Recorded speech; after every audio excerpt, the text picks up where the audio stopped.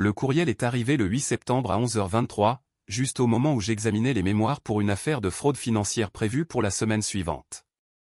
Il venait de Juliette Dubois. Objet, mise à jour sur la fête d'anniversaire. Amélie, je dois te parler de la fête d'anniversaire du 15 octobre. Mathieu et moi avons discuté de la liste des invités, et nous pensons qu'il serait préférable que tu ne viennes pas. Ses partenaires commerciaux seront là, ainsi que plusieurs membres du conseil d'administration d'Innovtech. Ce sont des relations extrêmement importantes pour sa carrière. Tu travailles pour l'État à un certain titre juridique, ce qui est bien, mais ce n'est tout simplement pas du même niveau que ce que fait Mathieu. Je ne veux pas de conversation gênante sur les disparités de carrière. Tu comprends, n'est-ce pas? Nous déjeunerons ensemble bientôt, juste nous deux.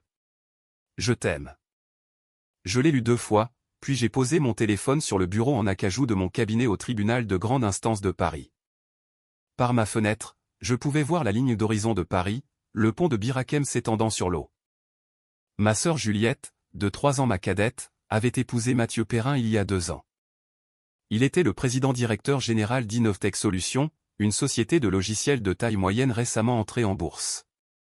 L'introduction en bourse avait rendu Mathieu riche pas milliardaire, mais suffisamment à l'aise pour que Juliette quitte son emploi en marketing et passe désormais ses journées à organiser des galas de charité et à redécorer leur maison à Neuilly-sur-Seine. Je n'avais pas dit à Juliette que j'étais magistrate. Ce n'était pas délibérément caché. Je l'avais mentionné lorsque j'ai été nommé il y a 4 ans. Elle avait dit, « Oh, une juge, comme au tribunal d'instance ». J'avais dit, « Au tribunal de grande instance ». Et elle avait hoché la tête vaguement avant de changer de sujet pour parler de son nouveau petit ami. Ma famille n'avait jamais vraiment compris ce que je faisais, l'école de droit à HEC Paris, assistante de justice pour un juge de la Cour d'appel de Paris, 8 ans en tant que substitute du procureur, nomination à la magistrature à 36 ans. Pour eux, c'était juste un « travail pour l'État », rien d'aussi impressionnant que le mari de Juliette qui dirigeait une entreprise. Mon greffier, David, a frappé et est entré avec une pile de nouveaux dossiers. Juge Dubois, nous venons de recevoir les attributions d'affaires pour le mois prochain. Vous héritez de la grosse affaire de brevet d'Innovtech. J'ai levé les yeux. Innovtech? Oui, la société de logiciels. Ils sont poursuivis par Neurodynamics pour violation de brevet. 310 millions d'euros de dommages et intérêts réclamés. Ça va être énorme. Beaucoup d'attention médiatique, des questions techniques complexes. Il a posé le dossier sur mon bureau. Le président-directeur général est personnellement nommé comme défendeur avec la société. Mathieu Perrin, il est dit ici qu'il a été directement impliqué dans les décisions de développement qui auraient violé les brevets. Mon estomac s'est noué. Mathieu Perrin? Vous le connaissez? Il est marié à ma sœur. Les yeux de David se sont écarquillés. Oh, ça alors avez-vous besoin de vous déporter? J'ai ouvert le dossier, parcourant les détails de l'affaire. Innovtech Solutions aurait copié des algorithmes propriétaires d'un concurrent, Neurodynamics, et les aurait incorporés dans son produit phare. Le plaignant demandait 310 millions d'euros de dommages et intérêts plus une mesure d'injonction qui pourrait mettre fin à la principale source de revenus d'Innovtech. Mathieu était nommé personnellement parce qu'il aurait ordonné à ses ingénieurs d'étudier le code de Neurodynamics après l'échec d'une négociation de fusion. Si le plaignant pouvait prouver une violation intentionnelle, les dommages et intérêts pourraient tripler. Je vais examiner les règles de déport, ai-je dit.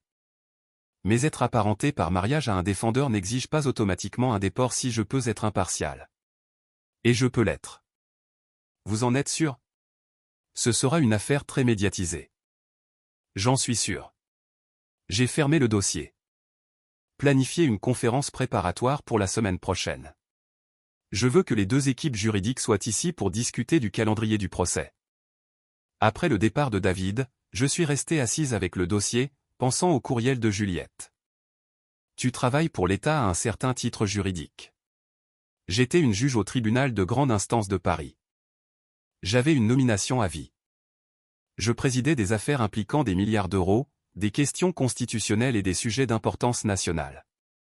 L'année dernière, j'avais traité un recours collectif contre une société pharmaceutique, une affaire antitrust contre une grande entreprise technologique et des poursuites complexes pour fraude financière. Et ma sœur pensait que j'avais un petit boulot dans la fonction publique. J'ai pris mon téléphone et tapé une réponse au courriel de Juliette. Je comprends. Profitez bien de votre fête. Je ne lui ai pas parlé de l'affaire. Elle le découvrirait bien assez tôt.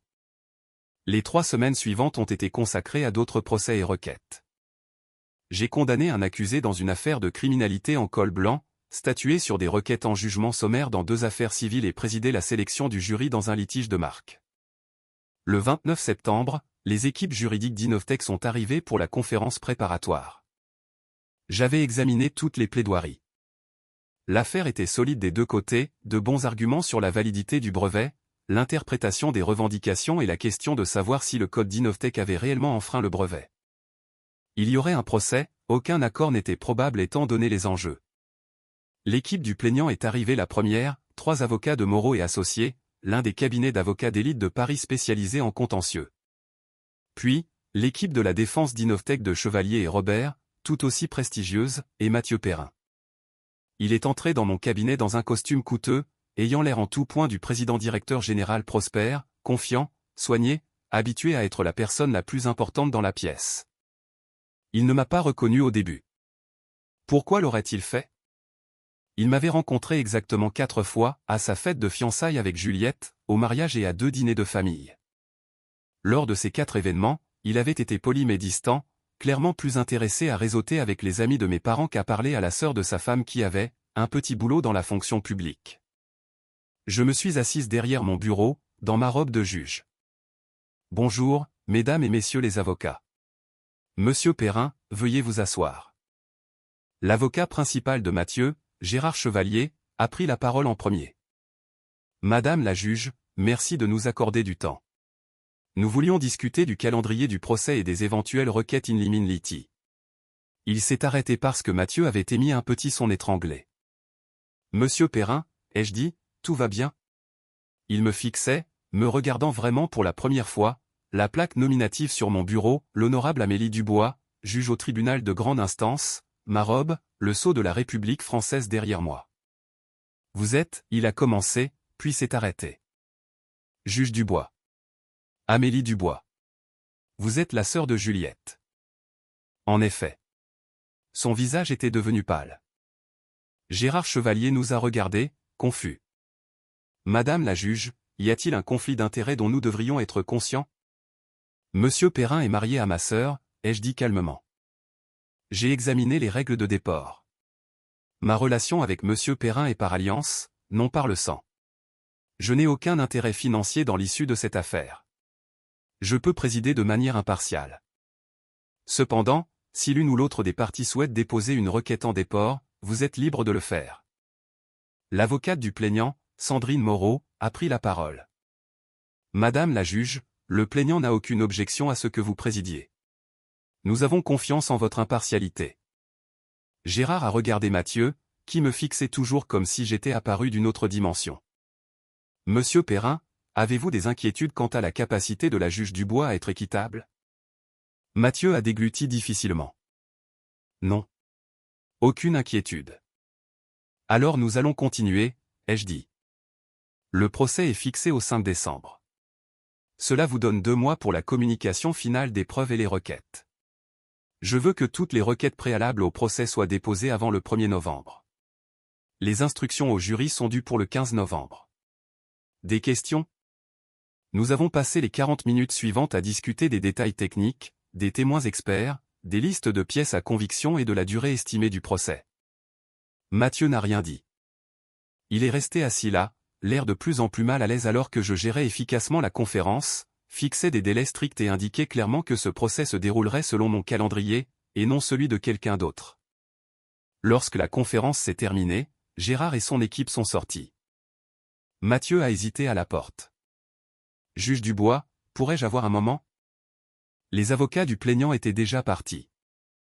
J'ai fait un signe de tête à David, qui a fermé la porte, nous laissant seuls, Mathieu et moi. Je ne savais pas, a dit Mathieu.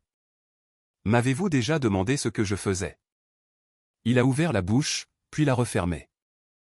Je supposais que vous étiez avocate, une avocate de l'État, ou quelque chose comme ça.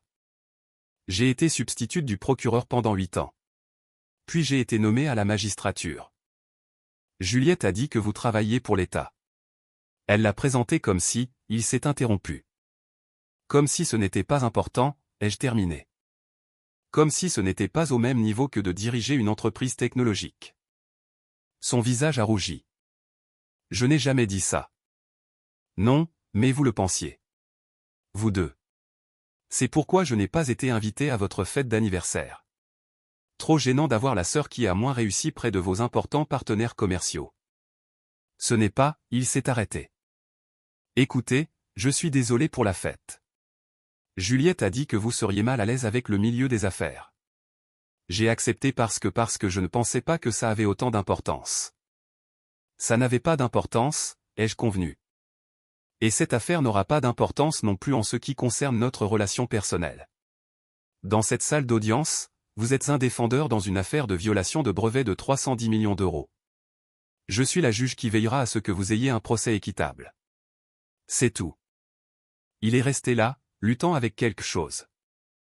Finalement, pouvez-vous vraiment être impartial? Juliette est votre sœur. Monsieur Perrin, j'ai présidé des affaires impliquant des entreprises dans lesquelles je détiens des actions, je me déporte simplement de ces affaires spécifiques. J'ai traité des affaires impliquant des avocats avec qui j'ai fait mes études de droit. J'ai condamné des accusés pour les familles desquelles j'éprouvais de la sympathie. Être impartial ne signifie pas n'avoir aucun lien humain. Cela signifie mettre de côté ces liens pour appliquer la loi équitablement. Je me suis penché légèrement en avant. Et je vous promets que je suis très bonne dans mon travail. Il est parti sans un mot de plus. Ce soir-là, mon téléphone a sonné. Amélie, bon sang? Bonjour à toi aussi. Mathieu vient de me dire que tu es la juge dans son affaire, son énorme affaire qui pourrait détruire son entreprise. Pourquoi ne me l'as-tu pas dit? Quand aurais-je pu te le dire? Avant ou après que tu m'aies des invités de ta fête d'anniversaire? Silence. Puis, ce n'est pas juste. Vraiment? Tu as très clairement indiqué que mon travail pour l'État n'était pas assez impressionnant pour être en présence des associés de Mathieu.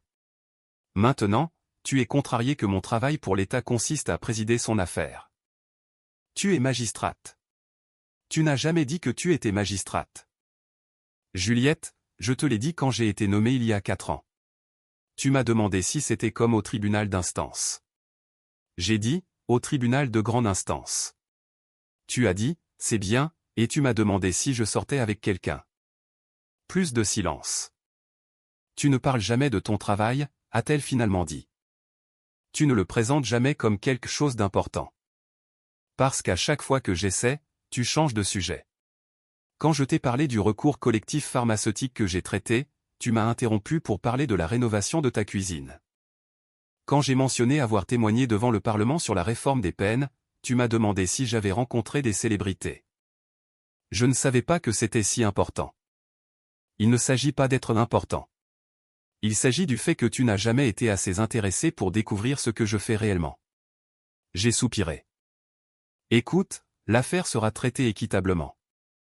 Mathieu aura le même procès que n'importe qui d'autre dans ma salle d'audience. Ni plus, ni moins. Ne peux-tu pas simplement, je ne sais pas, te déporter? Obtenir un autre juge? Je pourrais, mais je ne le ferai pas. Il n'y a aucune base légale pour un déport. Et je ne vais pas me retirer d'une affaire qui m'a été assignée juste parce que c'est gênant pour toi. Cela pourrait détruire l'entreprise de Mathieu. Tu comprends ça? S'il perd, Innovtech pourrait faire faillite. Nous pourrions tout perdre. Alors son avocat devrait construire une défense solide. C'est ainsi que fonctionne le système juridique. Tu prends plaisir à ça, dit-elle amèrement. Tu aimes avoir du pouvoir sur nous. Ça m'a blessé. Je ne prends plaisir à rien. Je fais mon travail. Si tu ne peux pas comprendre la différence, c'est ton problème, pas le mien. Elle a raccroché. Je suis resté assise dans mon appartement, regardant les lumières de la ville, me demandant si j'aurais dû me déporter. Pas parce que je ne pouvais pas être impartial, je savais que je le pouvais, mais parce que cela allait détruire le peu de relations qu'il me restait avec ma sœur. Mais ensuite, j'ai pensé à la loi, à la justice, au serment que j'avais prêté d'administrer la loi équitablement, sans faveur ni préjugés. Aux centaines de défendeurs et de plaignants qui se présentaient dans ma salle d'audience en ayant confiance qu'ils seraient traités équitablement, indépendamment de leur relation ou de leur absence de relation. Je ne pouvais pas me déporter juste pour mettre ma famille à l'aise. Ce serait sa propre forme de partialité. Les 6 semaines suivantes furent un tourbillon de requêtes préalables au procès. Innovatec déposa une requête en irrecevabilité, arguant que les brevets étaient invalides. Je l'ai rejeté, c'était une question pour le jury. Le plaignant déposa des requêtes in limine litis pour exclure certains témoignages d'experts. J'en ai accordé 2, rejeté 3. Chaque dépôt, chaque requête, chaque ordonnance que je rendais était scrutée. La presse spécialisée en technologie couvrit l'affaire de manière extensive. Les blogs juridiques analysèrent mes décisions, cherchant le moindre soupçon de partialité. Ils n'en trouvèrent aucun. J'étais scrupuleusement juste, appliquant la loi comme je le ferais dans n'importe quelle affaire. Mathieu apparut à plusieurs audiences, toujours professionnel, ne reconnaissant jamais notre lien personnel devant les autres. Mais je pouvais voir le stress sur lui. Cette affaire était existentielle pour Innovatec. Si le jury concluait à une contrefaçon délibérée, les dommages-intérêts triplés pourraient dépasser le milliard d'euros. L'entreprise s'effondrerait. Juliette cessa complètement de me parler. Elle bloqua mon numéro. Nos parents appelèrent, confus, demandant ce qui se passait. J'ai expliqué la situation. Papa prit mon parti, tu dois faire ton travail, ma chérie. Maman prit celui de Juliette, ne peux-tu pas simplement donner l'affaire à quelqu'un d'autre pour l'harmonie familiale? Il n'y avait pas d'harmonie familiale à préserver. Il n'y en avait jamais vraiment eu, juste l'illusion que nous étions proches parce que nous partagions de l'ADN et des dîners de fête. Le 20 novembre, 2 semaines avant le procès, Gérard Chevalier demanda une conférence préparatoire d'urgence. Les 2 équipes juridiques s'entassèrent dans mon cabinet. Madame la juge, dit Gérard, le plaignant a fait une offre de règlement, 160 millions d'euros plus un accord de licence. Mon client l'envisage, mais le conseil d'administration veut des certitudes sur le calendrier du procès et les issues potentielles avant de prendre une décision. Sandrine Moreau acquiesça. Nous sommes disposés à régler pour éviter l'incertitude d'un procès. Mais si M. Perrin rejette cette offre et perd au procès, nous demanderons les dommages-intérêts maximaux, y compris pour contrefaçon délibérée. Je regardais Mathieu. Il était assis, rigide, la mâchoire serrée. C'était le moment. Accepter le règlement et sauver l'entreprise, mais admettre une faute, ou aller au procès est tout risqué.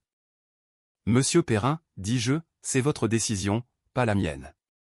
Mais vous devez savoir que les procès sont imprévisibles. Les jurys sont imprévisibles. Vous pourriez gagner complètement.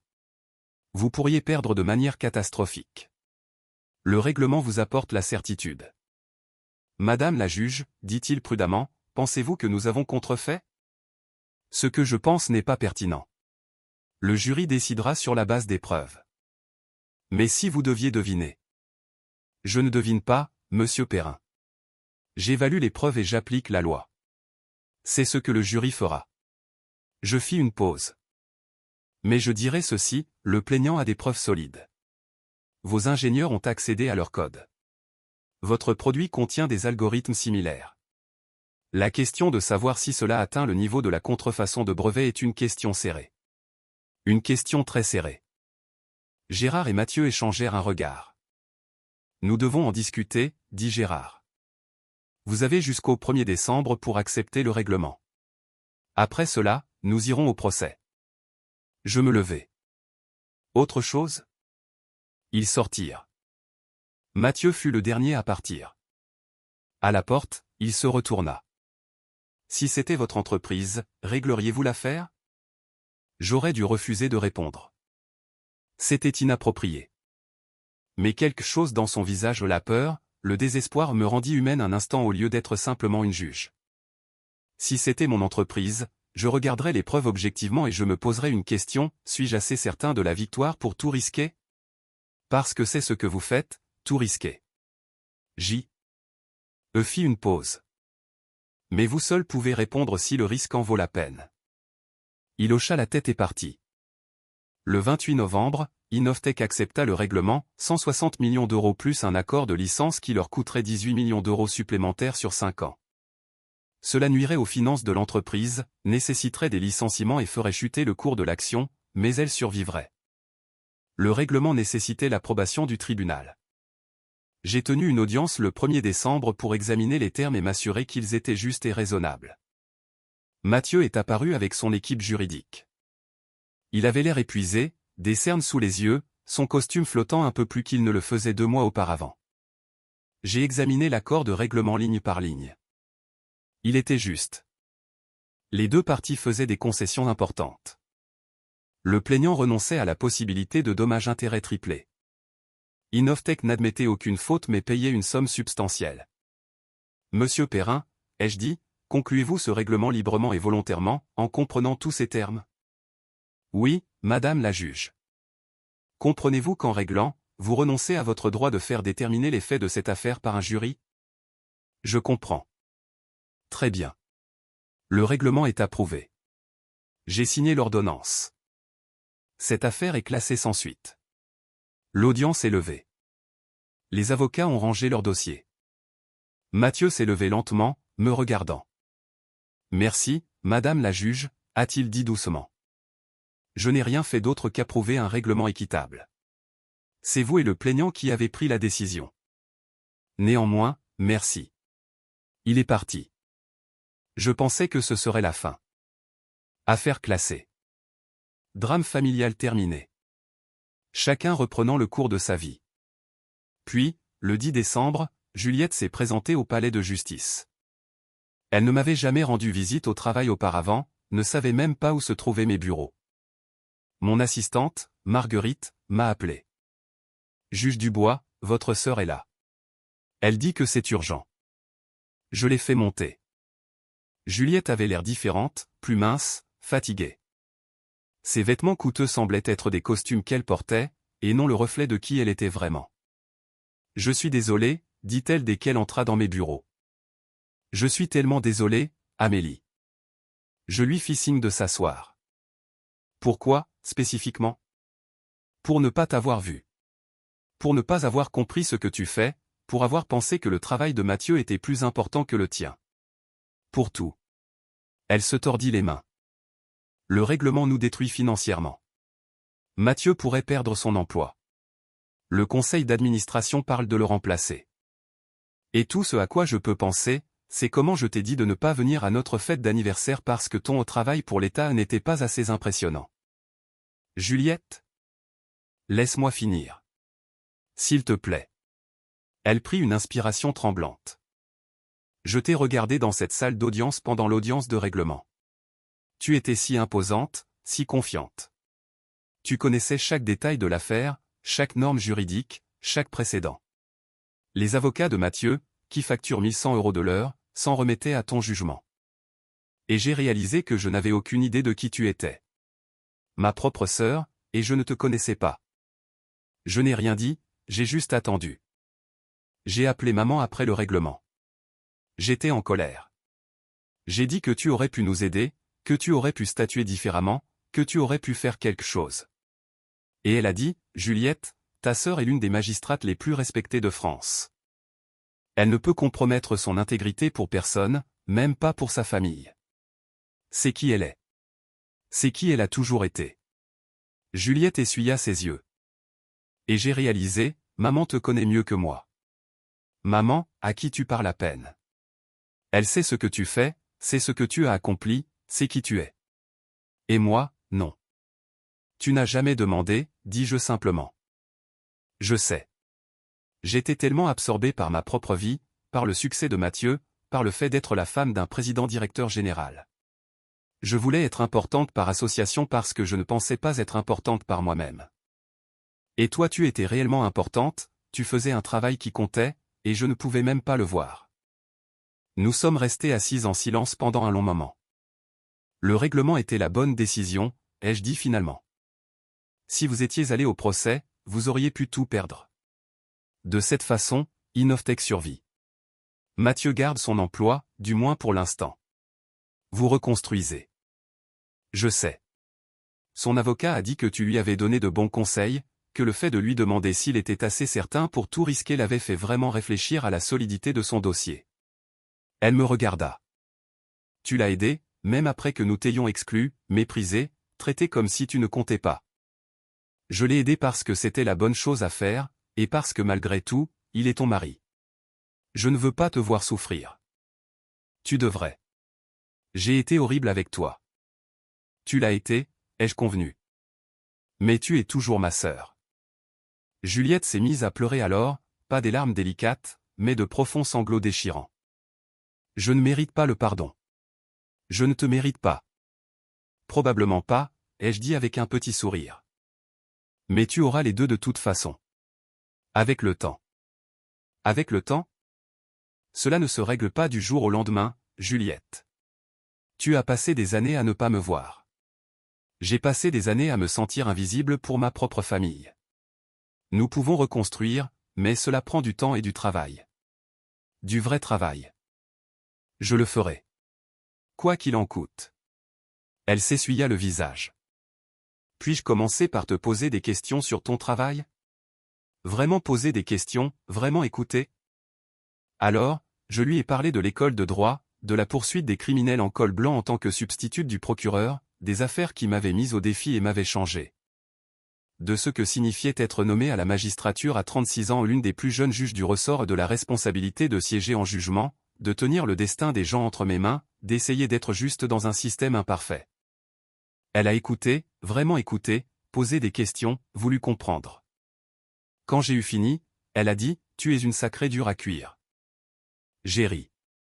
Je suis magistrate. Nous ne sommes pas censés être des durs à cuire. Eh bien, tu le es. Et je suis désolé de ne l'avoir jamais su. Au cours des 6 mois suivants, Juliette et moi avons reconstruit notre relation. Lentement. Elle est venue à mes bureaux une fois par mois pour le déjeuner. Elle a assisté à une audience publique où je présidais une affaire environnementale très médiatisée, assise dans la galerie et me regardant travailler. Elle a lu des articles sur mes affaires, a posé des questions réfléchies et a essayé de comprendre le raisonnement juridique. Mathieu a eu du mal. Le règlement avait nui à la réputation d'Innovtech. Le cours de l'action a chuté. En mars, le conseil d'administration l'a évincé de son poste de président-directeur général. Il a accepté un poste de directeur des opérations dans une entreprise plus petite, une baisse de régime significative. C'était une leçon d'humilité pour eux deux. La grande maison de Neuilly-sur-Seine a été mise en vente. Les voitures de luxe ont été vendues. Juliette a trouvé un travail, un vrai travail, dans le marketing d'une organisation à but non lucratif. Ils ont réduit leur train de vie, et d'une certaine manière, cela a fait d'eux de meilleures personnes. En avril, ils m'ont invité à dîner dans leur nouvel appartement, plus petit, dans le quartier de la Marina. Merci, a dit Mathieu devant des pâtes que Juliette avait cuisinées elle-même, d'avoir traité l'affaire équitablement, de m'avoir donné de bons conseils, de ne pas nous avoir tenu rigueur de notre ignorance. Je ne faisais que mon travail. Vous faisiez plus que ça. Vous étiez une meilleure personne que nous ne le méritions. Il a posé sa fourchette. J'ai beaucoup réfléchi à ce qui s'est passé, à la façon dont j'ai méprisé votre carrière, à la façon dont je n'ai jamais pris la peine d'apprendre ce que vous faisiez réellement. C'était arrogant, et c'était sexiste. Je n'aurais pas fait ces suppositions à propos d'un beau-frère qui était magistrat. Mais une belle-sœur, j'ai simplement supposé que ce n'était pas si important. Probablement, ai-je convenu. J'y travaille. Juliette m'aide à voir mes angles morts, et il y en a beaucoup. Juliette a pris ma main par-dessus la table. Nous y travaillons tous les deux, à être meilleurs, à voir les gens clairement au lieu de faire des suppositions. C'est tout ce que l'on peut faire, ai-je dit. Nous avons parlé tard dans la nuit de leur nouvelle vie, de mes affaires en cours, celles dont je pouvais discuter, et de leurs projets pour l'avenir. C'était différent d'avant, construit sur une connaissance réelle de l'autre plutôt que sur des amabilités superficielles. Au moment de partir, Juliette m'a serré fort dans ses bras. « Je suis fière de toi », a-t-elle murmuré. J'aurais dû le dire il y a des années, mais je le dis maintenant. Je suis si fière de qui tu es et de ce que tu fais. Merci, ai-je dit. Cela signifie beaucoup. En rentrant chez moi en voiture, j'ai pensé à la justice.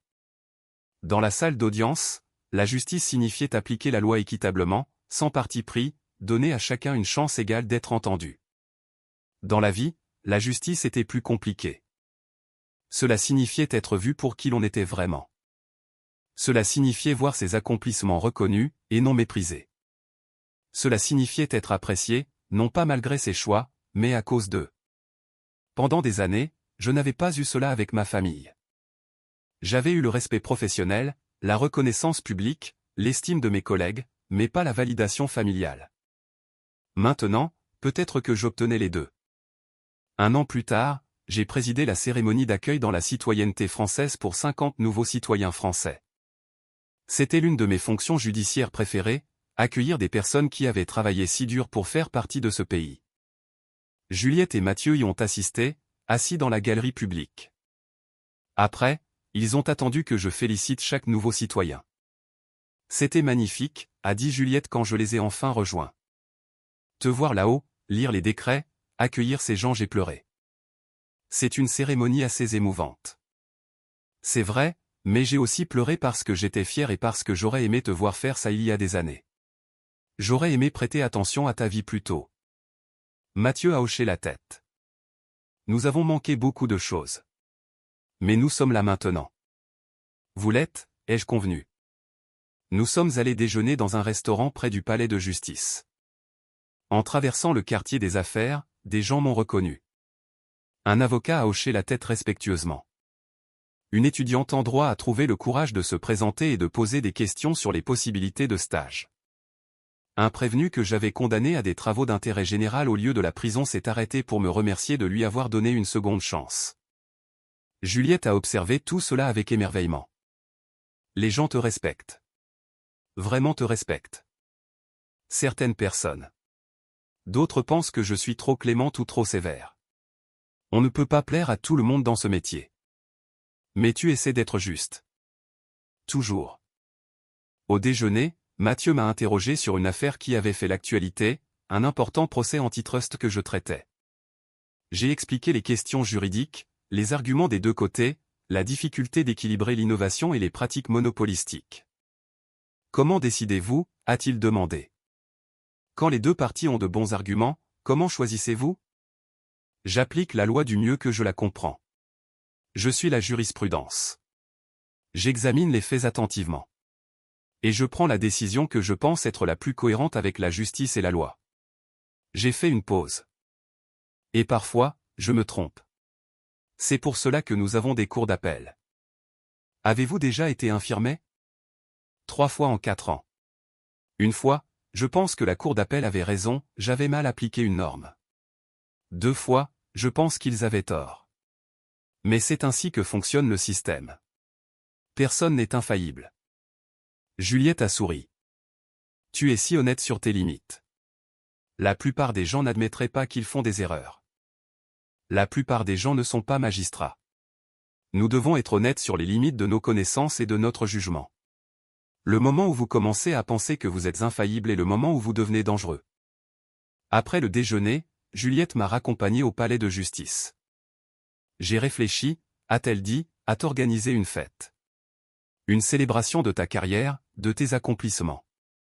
Inviter tes collègues, tes amis de l'école de droit, des gens qui comprennent vraiment ce que tu fais. Est-ce que ça te plairait? J'y ai pensé. Une fête pleine de gens qui me connaissaient, qui respectaient mon travail, qui n'avaient pas besoin d'explications ou de justifications pour mes choix. Ça me plairait, ai-je dit. Bien. Parce que tu mérites d'être célébré. Tu l'as toujours mérité. Je suis juste désolé d'avoir mis si longtemps à le réaliser. La fête a eu lieu en juin sur un toit-terrasse avec vue sur la baie. 50 invités, des juges, d'anciens assistants de justice, des amis de l'école de droit, des collègues de l'époque où j'étais au parquet. Le premier président de notre cour d'appel était présent. 2 de mes mentors sont venus. Sandrine Moreau, l'avocate du plaignant dans l'affaire Innovtech, a apporté une excellente bouteille de vin et a dit à Juliette, votre sœur est l'un des esprits juridiques les plus brillants que j'ai rencontrés. Vous devriez être très fière. Juliette a rayonné. Je le suis. J'ai fait un court discours pour remercier tout le monde d'être venu, de m'avoir soutenu au fil des ans, de faire partie de mon parcours professionnel. Je n'ai pas mentionné les années où ma famille ne me comprenait pas. Je me suis concentré sur la gratitude envers ceux qui m'avaient vu clairement. Mais à la fin, j'ai ajouté, et je veux remercier ma sœur Juliette et son mari Mathieu d'être ici ce soir, d'avoir pris le temps d'apprendre à connaître mon travail, de me soutenir même quand ils ne comprenaient pas entièrement ce que je faisais. La famille, ce n'est pas seulement le sang. C'est être présent. Et ils sont présents maintenant. Cela signifie tout. Juliette pleurait de nouveau. Des larmes de joie cette fois. Plus tard, alors que la fête se terminait, Mathieu m'a prise à part. Je sais que j'ai déjà dit ça, mais je dois le redire. Je suis désolé de ne pas vous avoir vu, d'avoir méprisé votre travail, d'avoir contribué à vous exclure. Si je pouvais revenir en arrière et faire les choses différemment. Vous ne pouvez pas, ai-je interrompu doucement. Aucun de nous ne peut revenir en arrière. Nous ne pouvons qu'aller de l'avant et faire mieux. Alors je promets que je ferai mieux. Nous le ferons tous les deux. Je sais que vous le ferez. Il a hésité, puis a dit, puis-je vous poser une question? L'affaire avez-vous jamais voulu statuer contre moi, pour me punir de la façon dont nous vous avons traité? J'ai pensé à mentir, à dire non, que je n'avais jamais ressenti cette tentation. Mais l'honnêteté était importante. Pendant environ 30 secondes, lorsque j'ai reçu l'attribution de l'affaire, j'ai pensé à quel point il serait satisfaisant de statuer contre vous sur chaque requête. De vous voir vous tortiller. J'ai souri légèrement. Et puis je me suis souvenu de mon serment, de ma responsabilité, du fait que la justice ne peut pas être personnelle. Et j'ai laissé tomber. Ça a dû être difficile. C'était la bonne chose à faire. C'est ce qui comptait. Il a hoché la tête lentement. Vous êtes une meilleure personne que moi. Je suis juste une personne qui a choisi une carrière qui exige de l'intégrité. Vous faites aussi un travail important, Mathieu. Diriger des entreprises, créer des emplois, innover. C'est juste un travail différent. Aucun n'est plus précieux que l'autre. Ils sont juste différents. Juliette a dit quelque chose de similaire l'autre jour, qu'elle avait passé des années à penser que le succès en entreprise était le seul succès qui comptait, qu'elle avait intériorisé l'idée que gagner de l'argent était plus important que de servir le public. Qu'elle avait eu tort. Elle apprend, ai-je dit. Nous apprenons tous. 2 ans après l'affaire Innovtech, j'ai été nommé à la Cour d'appel de Paris. La nomination était un immense honneur. Les conseillers à la Cour d'appel entendent les appels de tous les tribunaux de grande instance du ressort, établissant des précédents qui affectent des millions de personnes. Mon audience de confirmation a été intense. Des sénateurs m'ont interrogé sur ma philosophie judiciaire, mes décisions, mon approche de la loi. Juliette était assise dans la galerie, observant chaque instant.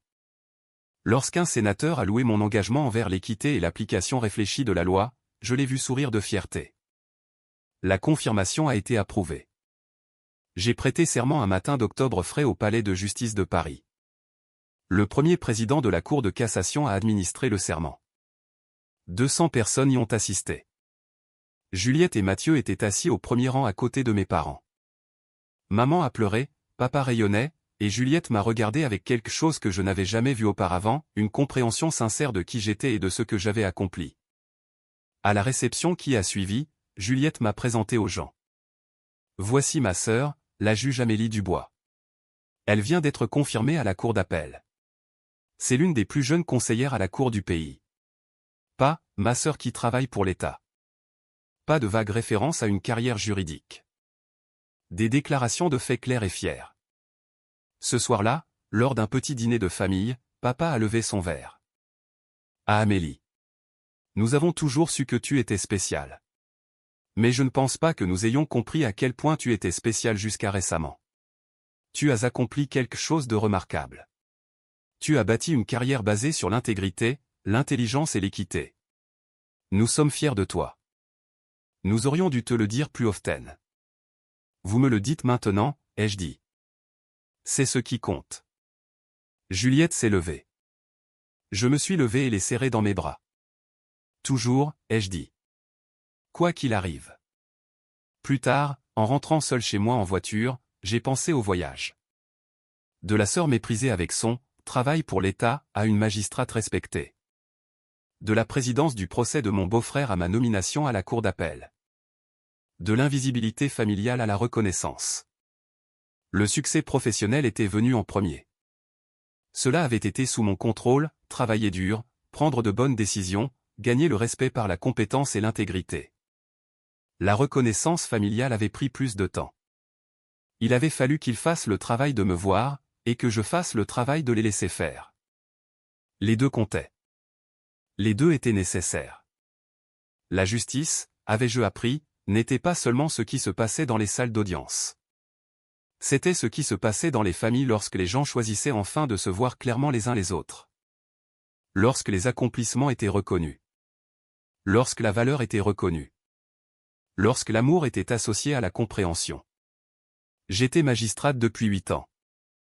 J'avais rendu des centaines de décisions. J'avais supervisé des dizaines de procès.